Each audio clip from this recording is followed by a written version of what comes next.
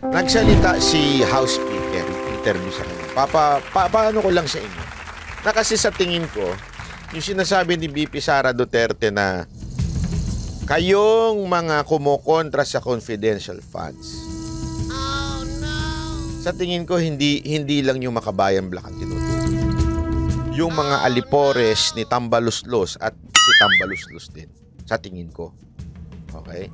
Tingnan ninyo itong si Romualdez. Some political analysts read the removal of confidential funds from the OVP and DepEd as some sort of strategic chess play from you, Speaker, especially after the tensions that you and the Vice President endured earlier this year. They even wonder if the move is sort of related to how the 2028 elections would shape up. How do you react to that, Speaker?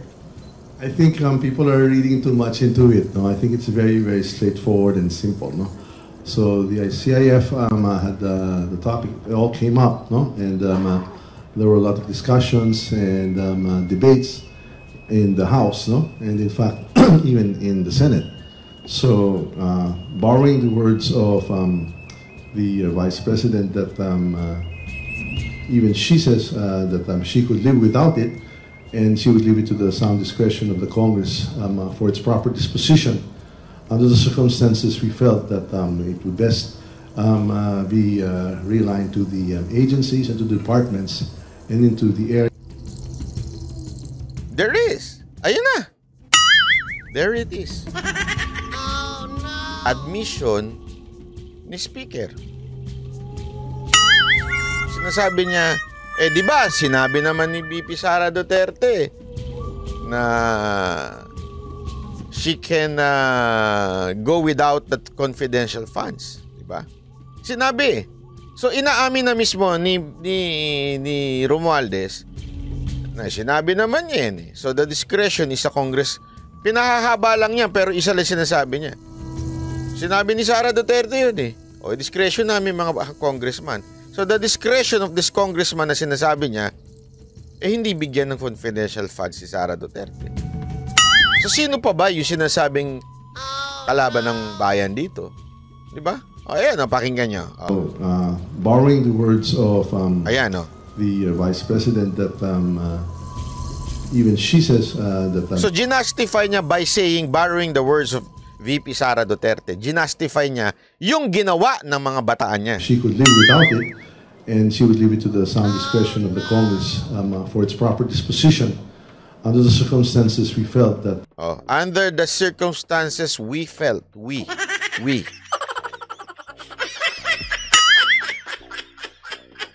Kasi, ewan ko I'm not sure. Okay? Kung ano ang unang lumabas, ito bang video na ito o yung video ni VP. Pero pag titingnan mo yung sequence doon sa TV5, mukhang ito yung unang lumabas bago nagsalita si VP Sara Duterte. I'm not sure. Kasi siyempre hindi naman nila sasabihin kung sino unang nagsalita. Pero mukhang ito yung unang bitaw. Diba? Ito yung unang bitaw na sinasabi niyang we. Sa discretion nila na hindi bigyan. It would be best be realigned to the realign agencies and to the departments and into the areas where we have just mentioned that are a priority. So inadmit niya na sila yun. Tapos nagsalita si VP Duterte na yung mga against the confidential funds kalaban ng bayan. Therefore, inadmit ni Speaker na sila daw ang nag-align nun at ang ayaw ng confidential funds ay sabi ni VP Sara ay kalaban ng bayan. Therefore, si Tambaluslos ang kalaban ng bayan. According to VP Sara Duterte. Tama, mali? Hindi, pakisabi lang sa akin kung mali ako. So I think on your earlier, I think there's a bit too much speculation, and I think people are reading too much into that. Too much speculation daw. Inamin mo na rin eh.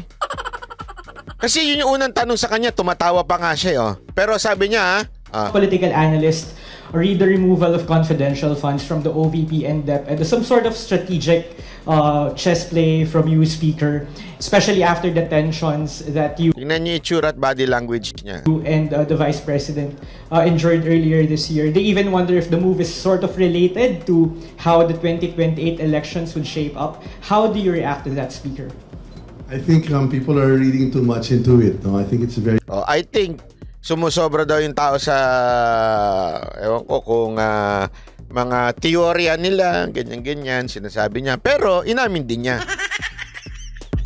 na sila may gusto na i-move because that's how they feel. Okay? Ngayon, if that move is, alam niyo, simpleng-simple. Simpleng-simple. Tandaan ninyo, mga kapatid, mga kaibigan, hindi naman po yan basta-basta inilagay lang. Diba? Ng DBM. Tandaan ninyo, ang naglalagay ng budget, DBM. Ngayon, kung may usapan ng DBM at between VP Sara Duterte na magkaroon siya ng confidential funds, is simple lang, ibig sabihin nun, somehow they need it. But, VP Sara would say, it's the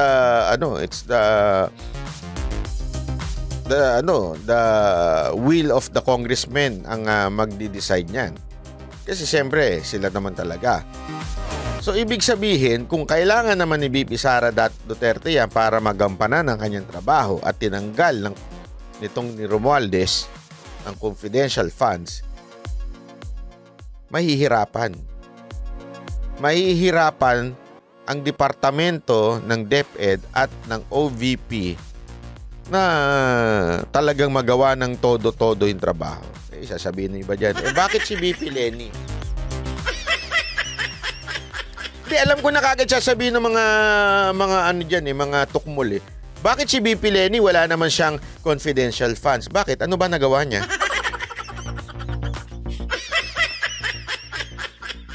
Dahil tanongin ko kayo, may nagawa ba siya laban sa insurgents na issue ng Pilipinas?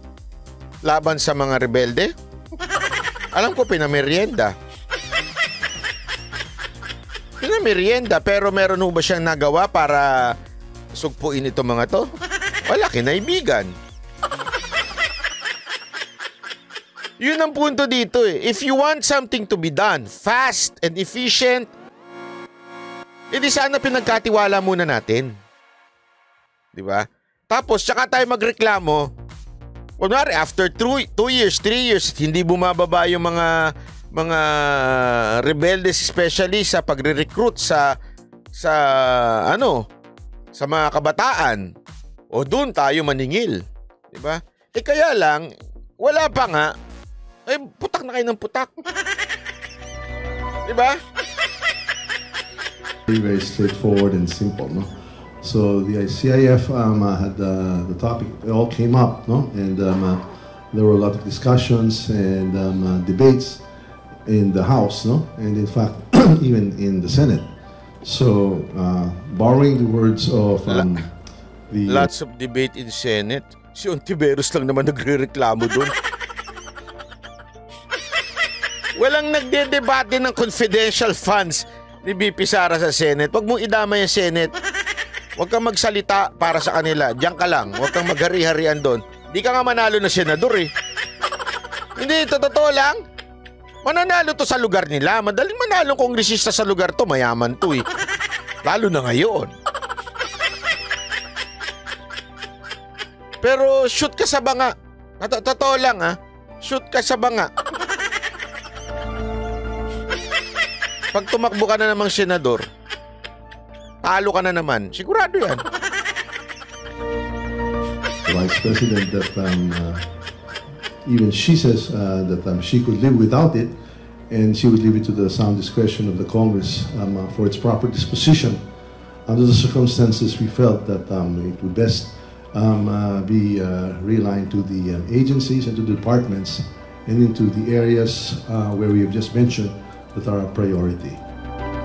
So I think on the... So ayan, I think nabuking ko sarili ko. Sabi niya. Ay nako. Anyway,